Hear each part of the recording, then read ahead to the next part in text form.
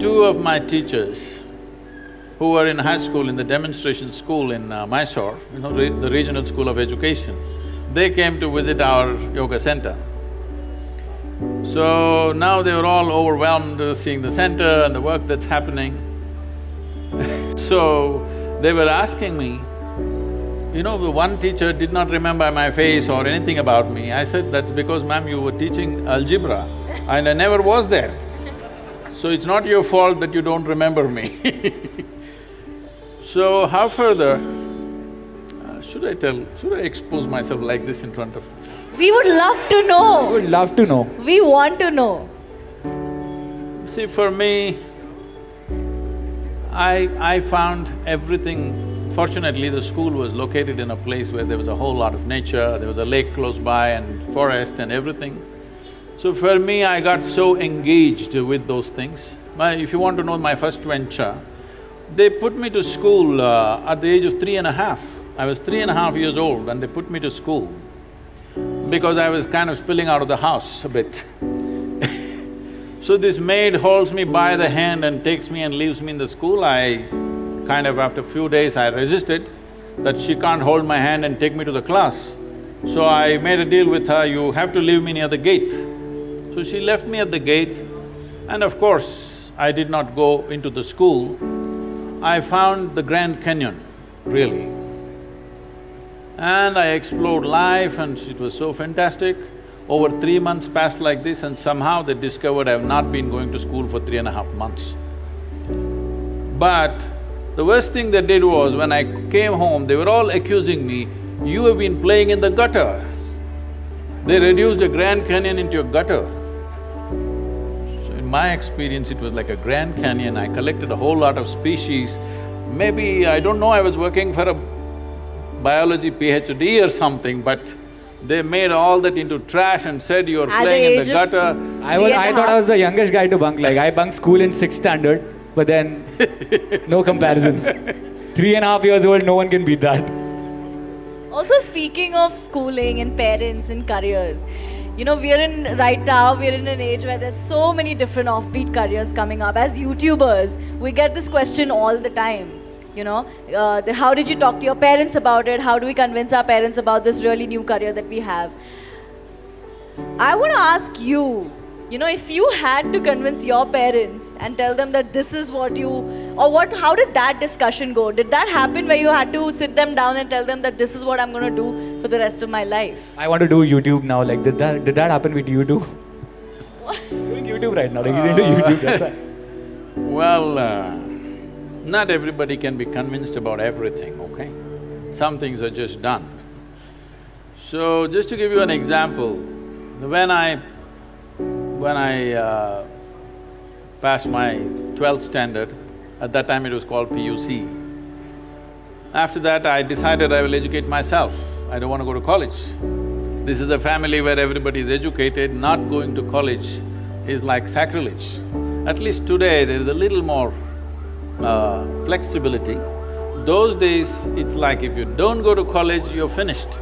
Because now probably if you don't go to college, you may lose your lifestyle, but you won't lose your life. That was a generation, if you don't go to college, you lost your life, you're on the street, that's about it. So they were terrified of this. My father being a physician, he was just freaked about it. He is a very studious man, all his life, first, second, third in everything that he has done. So he couldn't believe this, that I want to educate myself. So I did one thing. And because of this, suddenly everybody thought I'm become some kind of an enemy and they were not even talking to me properly. I did one thing. I was just to tell you, I was such a big eater. I would eat 10 times, at least 10 times of what I eat today. But I never was putting on weight or anything because my level of physical activity was such. I could just run up a coconut tree, I was made like that. So I was every day cycling about 50, 60 kilometers, swimming in the Kaveri and going back like this, so eating this. I decided to go to the Mysore University library. Every day when they open at 9, I went, 8 in the evening they close. That entire time I sat there, read all kinds of stuff, from Homer to popular mechanics to National Geographic to literature to geography, this, that, whatever. Whatever came my way, every day for 1 year I read like this, just all kinds of things. But the most important thing for me was, though I was such a huge eater at that time, this 1 year I went without a meal. Morning I ate as much as I could, breakfast at home, and I went there and sat there the entire day without a meal, which was a huge achievement for me, because without food I could stay. This kind of expanded my way of looking at life. But family drama started, my mother started crying when the next academic year comes, go to college, go to college, go to college. Then I said, if I must go to college, I'll go for literature. My father said, what will you do reading poetry? You must become a doctor. He has a seat ready for me in the medical college, everything. I said no. Then they said, okay, at least do engineering. Then I said, see, Please do engineering. if I say I don't want to be a doctor, if you told me become a veterinary doctor, Ayurvedic doctor, at least a witch doctor, I would look at it.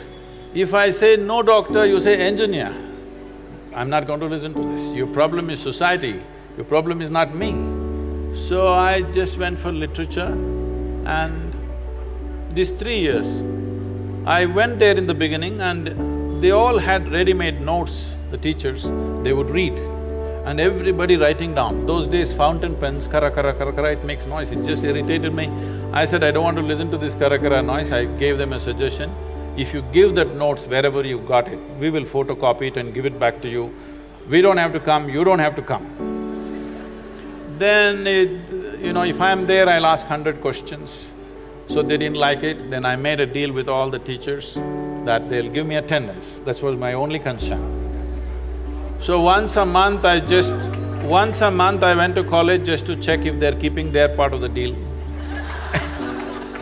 My life is so similar, yeah. So I explored the geography of Mysore district in such a way, every village track, every hill that is there, every little bird nest, whatever is there, everything I paid attention, just wandering aimlessly. But today, like when I went for the Rally for Rivers board where all the top experts are there, some questions came up when I just telling them casually, they said, Sadhguru, how do you know all this? I said, what was aimless wandering? Where I paid absolute attention to everything, from a worm to an insect to anything and everything I paid attention. Now it's become formidable knowledge. I never intended to learn anything, I just paid attention because it was life. And this is all it takes. We have come here to live. There is no other damn purpose. Those of them who want to go to heaven can go today. Why are they postponing? If it's such a great place, I don't see why you should postpone it, isn't it so? This is very important for the youth. If anybody says there is a better place than this earth, it is a crime. It's because of that we have destroyed so many things here.